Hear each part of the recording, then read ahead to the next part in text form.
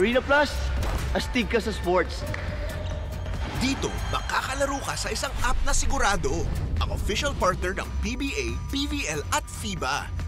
Pwede ring panoorin sa app ang paborito mong sports. Maraming pagpipilian. Kahit saan man yan, masusubaybayan mo dito sa Pinas. Tuloy-tuloy na laro at saya, 24/7. Dito sa Arena Plus. Kaya download na at sumali sa Arena Plus. Dun tayo sa astig.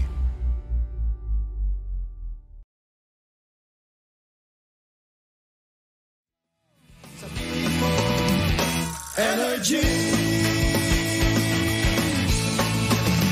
Cheers, Miss Chabaglita! With Tita Cora and Kapitana Sisa. Same, pero iba. We are number 106.7 Energy FM. Bangga, wag mong sabihin radyo. Sabihin mo. Oh, diba? Ano nakakaloka? Happy Monday morning, araw ng basaan. Yes. Make me wet. Make me water. I love it. I love it when someone makes me wet. Me diba? too. Oh! Gusto ko yung binubugahan ang ako. Ang bango-bango, ang sarap-sarap, ang lamig-lamig ng pakiramdam. Ay, happy Wata Festival, ha? Correct, diba? Araw, happy fiesta sa San Juan City and of course, araw ng Maynila ngayon ng bonggang-bongga and for sure, marami na nagbabasa. Nabasa na ba ang lahat? Obvious ba? Oy, hindi tayo sure. O, diba? May mga iba dyan, yabot pa din. Oo. Kasi tuyot. Para Ay, sa mga nako. nanunuyot, ako po si Kapitana Sisa. At ako naman din ang nanunuyot na din. Ay, matagal hindi. na. Napaka-wet look mo today. Diba? Parang akala mo may salubsog. Ako po yung Tita Cora. At ito na ang Baklita sa Woo! Hello po sa inyong lahat dyan. At syempre sa lahat pa din po ng mga, alam mo yon, mga pasaherong nabasa sa pagdaan dyan sa may San Juan. Wag po kayong magalit kasi tradisyon po talaga yan. Yes. Pero mahigpit na pong alam mo yon, ipinagbawal Ang yung alimar. magbuhos ng mga madudumong tubig. Madudumi. Oo. Kasi Mare, last year, merong mga gumagawa ng galing sa kanal. Oo, diba? Yun yung mga hindi na po pwedeng gawin. Pero ngayon. dahil, Oo. alam mo, walang gumagawa nun. Oo. Pero eto nakakaloka. Ano? Kasi di ba naglipa na online yung mga high pressurized hose? Uy, grabe naman yun. Day! Naloka ako!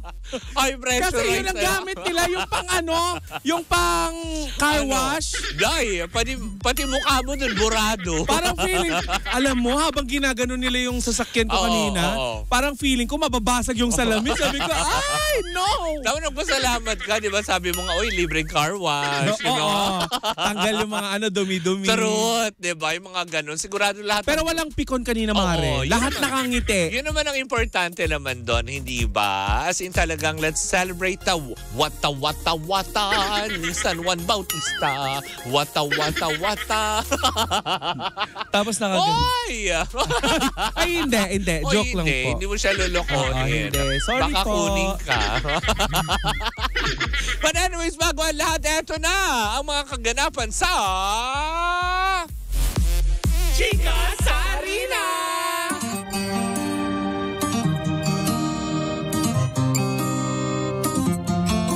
Huwag matakot sa buhos ng mga tubig para ikaw ay refreshing. Wow! Ano ka sa malamig? Tama, di ba? Ayan ang mga banggaan. Ang tatapusin na. At ito na banggaan. Chika sa Arena. Din sa atin ang Arena Plus. Astig sa sports. Nako, talaga nga naman kung anong buhos at saya ng mga tao sa San Juan at sa buong Kamaynilaan. Ito naman problemado, Mare. Ang alin? Dahil problemado daw ngayon ang head coach ng Choco Mucho Flying Titans si Dante Alinsonorina. Nyoket. Dahil nga 4 or 5 sa kanyang manlalaro ang hindi makakapaglaro sa pagbubukas ng 2024 PVL Reinforced Conference itong Agosto, Mare. Wow! Nakakaloka. Problemado nga si Coach Dante ngayon dahil naglabas nga daw kasi ang PVL or ang Premier Volleyball League na meron silang polisiya na ang lahat ng mga manlalaro or players na mapapabilang dito sa pagbubukas itong Agosto ng PVL Reinforced Conference ay hindi pa pwedeng maglaro sa Alas Pilipinas or sa national team.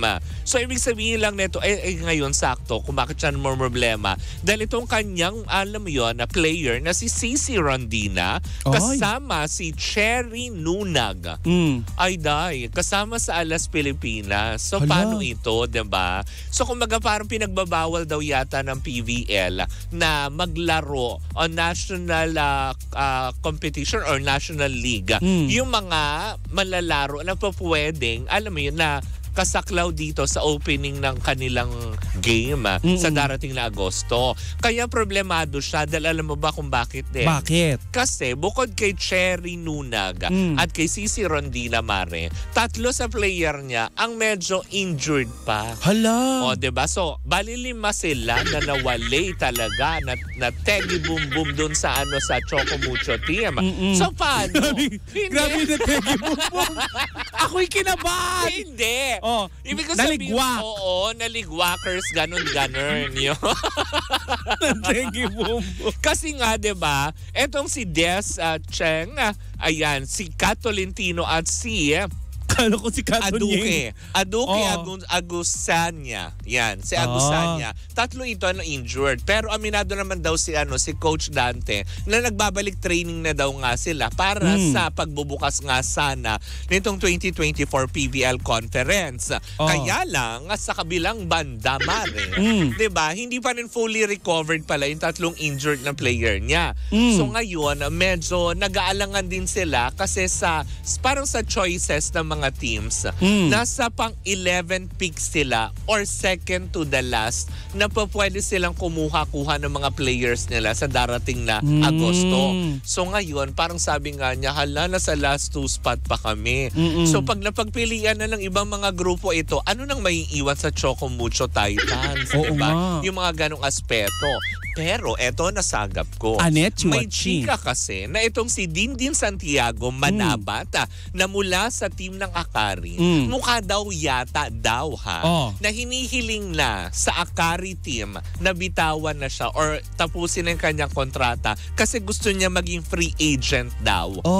Para mapabilang siya sa Choco Mucho Titans, diba? Infer, Pero chismis pa lang naman yun. Pero malakas din ito, Mare. Diba? Oo, diba? Yung mga ganong aspeto. Pero yun na nga, nakakasad nga lang daw doon kasi kumaga hanggang ngayon problemado nga siya. Pero inabi naman ni Coach Dante na kung sakaling mapupunta sa kanyang koponan itong si Dindin Santiago Manabat ay magiging malaking tulong ito para muling mapalakas or magkaroon ng alam mo yung magandang laban. Ang Choco Mucho Flying Titans sa darating na 2024 PVL Reinforcement Conference na gaganapin dito sa atin. Kasi nga naman, kung bakit nga ba, Mari, nawala si Cici Rondina at saka itong si Cherry Nunag.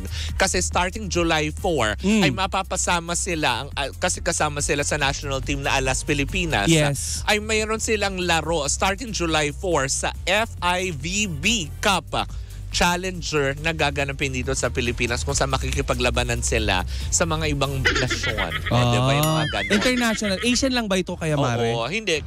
I think meron din sila mga makakalaban pang ibang mga nasa dako pa roon. Ibang kontinente. Dako pa roon. Yon. Kaya nga naman medyo sasagasaan ang magiging liga ng PVL. So talagang hindi pwede. Diba? Hindi kayo makakasali. Kaya medyo malungkot ngayon ang Choco Mucho fans na parang tipong, oh my gosh, paano na ang laban? Si Pacquiao kaya? Try. Hoy, pang girl lalo yan. Hindi, malay mo naman, may i-train din. Kasi diba, nagpo-produce si Pacquiao ng mga ganyan, diba? Oo. Malay mo naman. Diba? As in, bigla silang Pumalpal sponsor. din. Oo.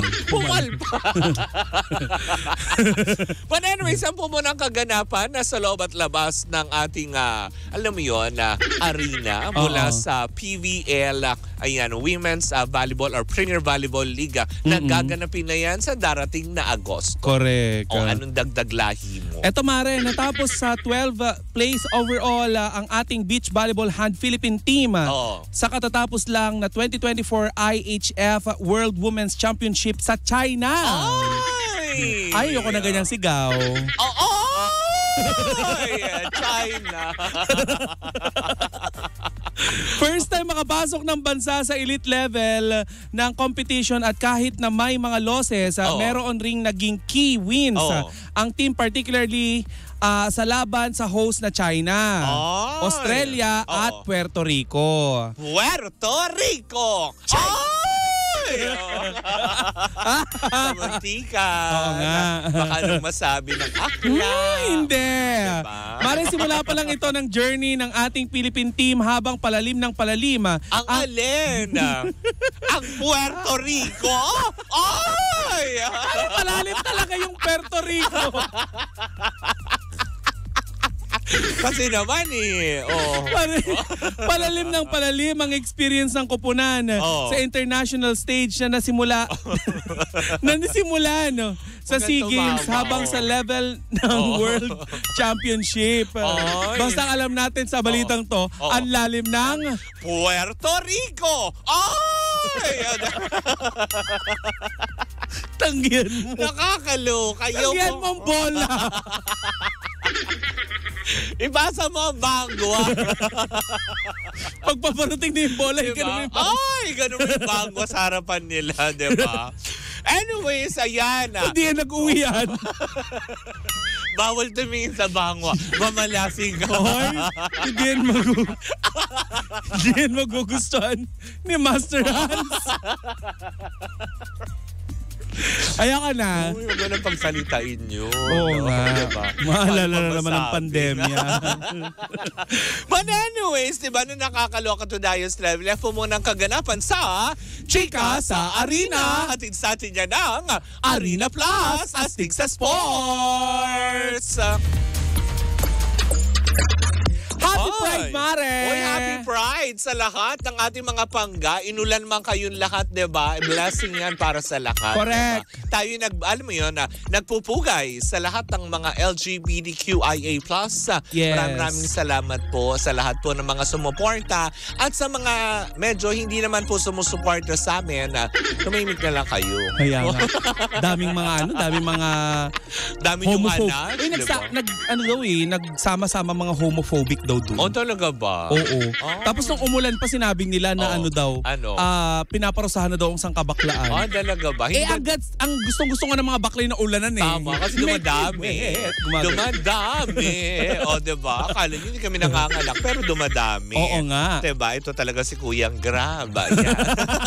Para anong chika mo for today's video? Eto na nakakaloka to the highest level, Mare. Dahil over the weekend ay nag-surface all over the internet. Matapos na naman gumawa ng ingay itong si Rose Martan.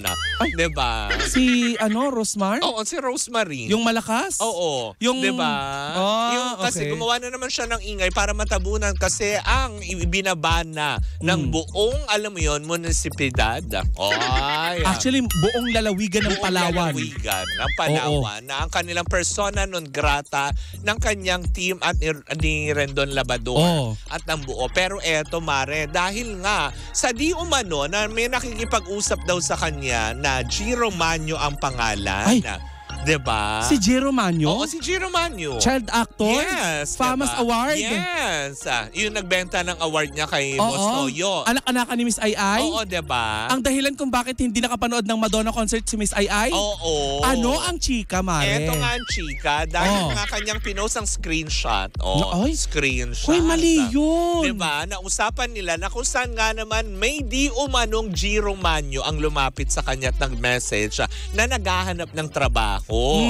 Na kanya naman tong inalok na mag-waiter sa kanyang paresan somewhere in Laguna, parang gano'n. Baka yung ano niya, yung may pa-swimming. Yung paresan nga niya. Kasi nga parang naghahanap daw nga di umano ng trabaho. Kasi nga mag-aaral yung anak, kailangan ng panggastos. So sinagot naman niya na kasi hodang, okay lang ba sa'yo mag-waiter? 'Di ba? Yung mga ganong aspeto. So yung mga usapan na gano'n, parang alam mo yun, ini-screenshot ni Rosemar at pinost niya na parang tipong meron pa siyang pasabi na ito yung mga taong dapat na tinutulungan. 'Di ba? Na parang tipong ito yung magandang ganito, ganyan-ganyan, so whatsoever. So ngayon, ang mga tao ngayon, Mare, sinabi nga sa kanya, Mare, unang-una, sabi sa kanya, kung talagang tutulong ka, hindi mo kailangan na, alam mo yun, ipalathala, alam mo yun, sabihin tumataas yung kilay ko na gawa ng sophisti, bro. Diba? Tama, diba? Hindi mo kailangan na ipalandakan sa mundo na ikaw ay tumutulong. Pangalawa, kaya ka nga minessage kung sakali man totoo, pero pinatunayan niya na fake news na kung totoo man na siya yun, kaya nga diba, pinrivate ka niya message na sa'yo lang. Para hindi na, alam mo yun, hindi siya magmukhang kaawa-awa, hindi siya magmukhang talunan na diba, sa lahat ng mga nangyari sa kanya, pilit naman siya nagpupursige at gustong, alam mo yun, bumangon sa pagkakamaling kanyang kinasadlakan. Pero eto na nga, 'di ba? Nagsalita na ngayon si OG Diaz. Anong sabi ni OG Diaz? Dahil nga doon sa pinost at talagang nga naman na sa ginawa ni Rosemar, dahil nga sa paglapit di umano ni G. Romano dahil gusto niya mag-waiter sa kanyang paresan, ay agad itong pinasinungalingan ni OG Diaz habang tumatawag. Ayan, Kuya, wag ka mamaya ka tumawag, nakaprograma ako, akyat ka sa 3rd floor. Yon. Eto na. Ayoko tigilan hindi sinabi ko na. Tapos, yun na nga. Sinabi ni OG Diaz, nakausap niya si G. Romano at wala siyang sinasend na ganon.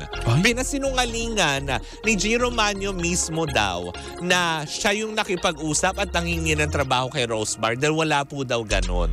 Sinabi din daw ni G. Romano na parang fake account yon na hindi sa kanya yon na ayun, pinasasabi ni OG Diaz para kay Rosemar na tigilan na dahil baka mabudol siya ng maling tao. Oo nga. Di ba yung mga ganong aspeto? Kaya nga sabi nga ni OG Diaz is baka yung nanghihingi sa'yo ng tulong ay yung peking G. Romano din yung mabigyan mo ng peking tulong. Ganun. Oo nga. Yung mga ganon na tipo. Pero totoo kaya, Mare, na peking account yon o gawa-gawa lang para matabunan yung persona ng grata? Feeling ko, sabi ng mga tao yun Mare, na tipong parang ingay lang ito ni Rosemar para nga matabunan yung issue na napatawan sila ng persona non grata at hindi na mababawi yun, di ba?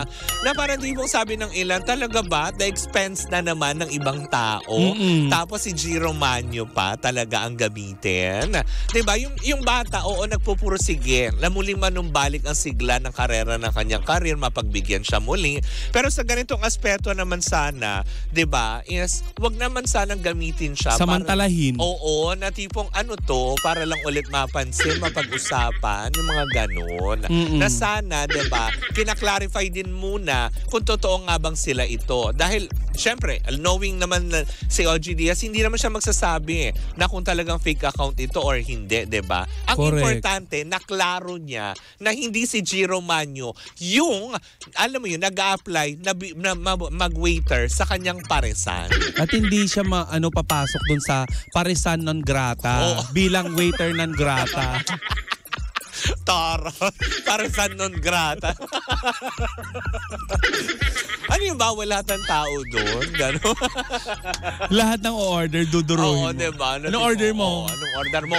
Di ba sa US may ganon? Restaurant na parang mga Karen lahat. Mga diba? Maldi lahat. Yung mga ganong aspect. Siguro doon na lang mag-apply yung dalawa. Sa paresan non grata. Diba? Pero at least ito, kinlaro na at sana maklaruhan din, diba? Na kung totoo man na hindi si G. Romano ito, sana, diba, tanggalin na lang din ulit yung pinost na ito dahil syempre, kasiraan din yun sa tao. At saka let me educate you, Rosemar, Hindi talaga pwede na pinopost natin yung mga yung screenshot ng Alam mo yan. Yes. Alam mo yan. Don't tima ka niyan. don't post. Just don't. Because if you post, ano? you blatter. Remember? I blatter someone?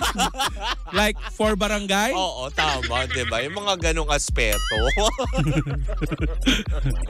Kaya, diba, ang importante dyan, mga pangga, huwag tayo basta maniniwala sa mga nakapost sa social media. Oo. O di kayo yung mga pinadadala-dala sa inyo mga screenshot, i-verify nyo muna. Oo. Dahil kung hindi kasi, diba, screenshot, pinost niya, hindi man lang niya din verify. Kasi, diba, naka-blur ba yung ano? hindi. Nandun talaga yung pangalan ni Jiro Manyo. Yung picture din ni Jiro Manyo. Naku. Diba? Na pwede naman yung tawagan to confirm kung ikaw ba talaga ito. Hindi yung sa chat kayo nag-uusap. Tapos ipopost mo yung conversation nyo. Bigyan mo Tanungin naman natin yung ating mga kaibigang mga abogado. Lawyers. Oo. Si Attorney Adrian Wong. Sabi ko sana Andrew Wong. Adrian pala. Sino si Andrew? Attorney Adrian Wong, bawal ba yun? Oo nga. Yung attorney mo ng pangalan? Badong. Oo. Kahit gusto kong respetuhin. Hindi, sila Attorney R.B. Buenaflor and of course Alias Badong. Anong pangalan ng loob? Si Attorney Micah Tolentino Malamug. Badong Law Firm. Bakit ba? Badong Law Office. Tapos yung dry seal nila nakaganon. Huwag kang nakagana. Nakagana. Gano. Ay nako. Yung smiley, tapos may dila. Ganon. Basta, hindi tayo hindi mag-a-apply si Jiro sa at least sa yun. parisan Nalinawan ng na po. grata. Diba? So, hayaan na lang po muna natin kung ano pa man nakakahinatnan. Pero ang importante doon sa mga nakabasa at sa mga nakapanood at sa mga gustong maniwala, it's a fake news. Fake Ulitin news. natin, ha? Ay, fake news peddler itong si Rosmar. Diba? Yung mga ganong aspeto. Hindi, Naku. baka nabiktima lang din siya ng mga gustong manloko. Kasi nga, diba, hayagan nilang sinasabi na tumutulong sila. Nung nagdagsaan ng tulong, sasabihin niya, hindi siya taga-PCSO. Ano ba talaga? Rosmar, kung may gusto kang linawin ha. Diba? Total malakas ka naman. Correct. Diba? Dahil Rosmar lang ang malakas. Diba? Kung gusto mo magbigay ng opinion at yung sa loobin, halika dito sa Baklitas. Diba? Sama mo na si Rindon. Diba? Nakakaloka. Para naman marinig din naman ang inyong mga side. Diba? Parang akala mo naman, bet mo talaga. Echos lang. Sa showbiz. Nakakaloka ka. Madami itsosera. Alam niyo naman sa showbiz, charot lang. Ganon. Para But anyways, mga banggayan, at sumayin niyo muna ang ating unang balita para sa araw na ito. Ulitin lang namin, it's a fake news. Hindi po yan totoo. Huwag mo dodoblehin yung fake. Kasi masangsang. Ay, nako. Ayaw ng mga taga Puerto Rico niya. Diba? Anyways, muli ba ako si Kapitana Sisa? At ako naman yung Tita Cora. And we are still same pero iba. Tuloy-tuloy pa rin po ang ating tugtugan. Siyempre, dito po lamang yan sa number 106.7 Energy FM. Pag huwag mong sabihing radyo. Sabihin mo.